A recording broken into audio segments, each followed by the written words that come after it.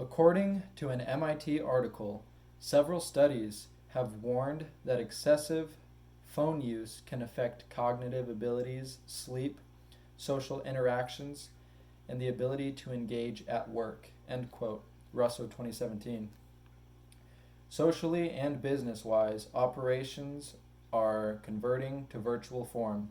However, in-person interactions will always be important. I have grown up in eras both without prominent smartphone use and also with immense amounts of smartphone use.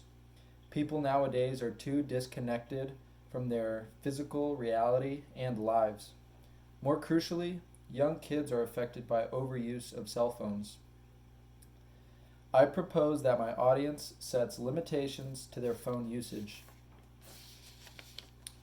The phones in possession by the majority of people nationally cause social skill hindrance and isolate kids and young adults, preventing them from developing their brains fully.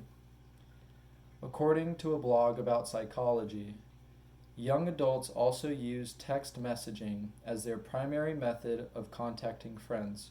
Over 80% report texting as their preferred method. End quote. Hyman, 2014. Because so many people have access to phones, this problem can continue to be overlooked and affect more and more people as it takes over our way of life. A study from the Journal of Computer Mediated Communication found that people suffer from withdrawals when away from their cell phones. Quote, a temporary acute stressor / aversive situation, i.e. cell phone ringing during separation, will cause temporary increase in blood pressure levels, but that participant's blood pressure levels will return to baseline when in possession of their iPhone. End quote. Clayton, 2015. The overuse of and the dependence on smartphones can cause physical and psychological issues and decrease our cognitive ability. 80% of people use their cell phones before going to bed, and 85% of people will use their phones during an in-person conversation. This affects our sleep schedule and quality of rest, as well as the quality of our conversations and connections. In one study presented to the Radiological Society of North America, researchers found that young people with a so-called internet and smartphone addiction actually demonstrated imbalances in brain chemistry compared to a control group. End quote. Cherry, 2020. Those who are being affected mostly are young adults that need optimal brain function for settings such as college.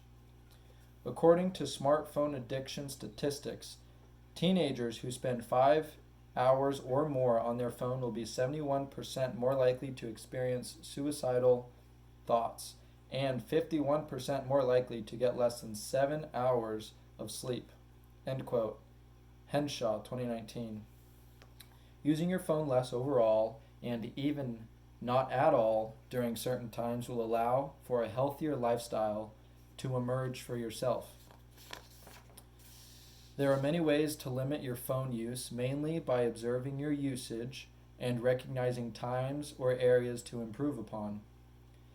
If you find what triggers your overuse of your phone, such as boredom, then replace your phone usage with a more productive and healthier activity. Turning off your phone will make sure that there is no phone usage during that time. Recognizing your triggers for phone use will allow you to be proactive in that situation.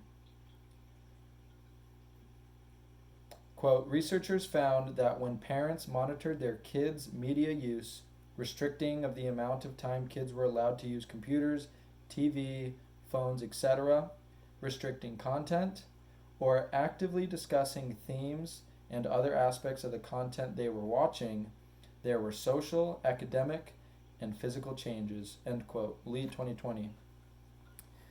With this plan of limiting cell phone usage, you will experience less anxiety during times your phone is not available. You will also have greater experiences during these phone-limited times. Being less in touch with your phone will open doors for you to become more engaged in real life activities.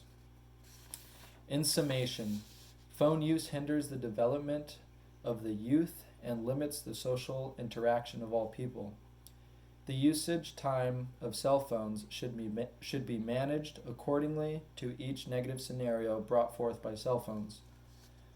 Ask yourself how you want to live the rest of your life.